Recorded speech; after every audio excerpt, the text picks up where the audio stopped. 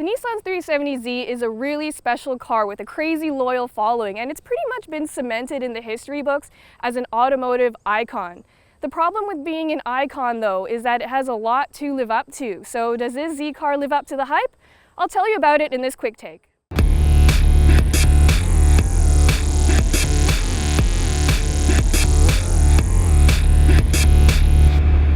This Z is powered by a naturally aspirated 3.7-liter V6 with 332 horsepower and 270 pound-feet of torque. But it's a little bit pokey, and I can't see Nissan sticking to this engine for the next gen Z. It's likely that Nissan will turn to a turbo V6 or even a really good turbo 4 for the next time around, like almost everything else in its segment.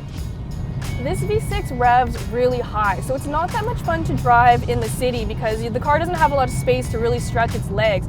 But once you find an open stretch of road and you're able to rev it to 5 or 6 grand, the car really becomes alive and it becomes a lot more fun to drive. The Z revs really high, so it makes you work for your fun, but I think a lot of sports car drivers these days prefer the instant gratification of having more torque earlier on.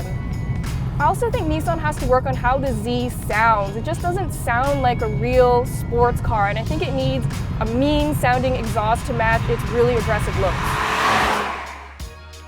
I have to talk about this clutch because it is pretty awful. It's really springy and has an awkward take point, and it's not progressive enough, which makes it really difficult to drive smoothly.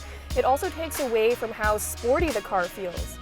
Luckily, the Z has really good steering and a really good shifter, which kind of makes up for the wonky clutch. I also feel like the Z is a little bit heavy, and the next one will likely make weight savings a huge priority. One of the most important factors of the old Z was how light it was, and this one just doesn't feel as nimble as it should, although you won't be disappointed if you blast through a corner because it does so pretty confidently. One thing I love in this car is the automatic rev matching downshifts. When you gear down, it blips the throttle for a smoother shift and it makes you feel like a pro. One thing I'm not really a fan of is this really dated interior. It looks about 10 years old and uses a lot of hard plastics. But honestly, one of the best parts of Z ownership is the community that you get adopted into when you drive one. I was hanging out at a Z convention recently with a whole bunch of Z owners, and they love talking about their cars and they love helping each other out.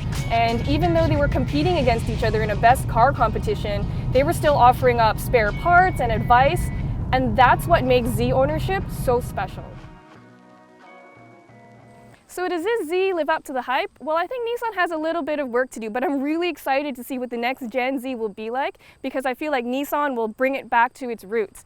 I can't help but feel that this one is a little bit dated, and a lot of work can be done to make it the true sports car that older Z owners are so proud of.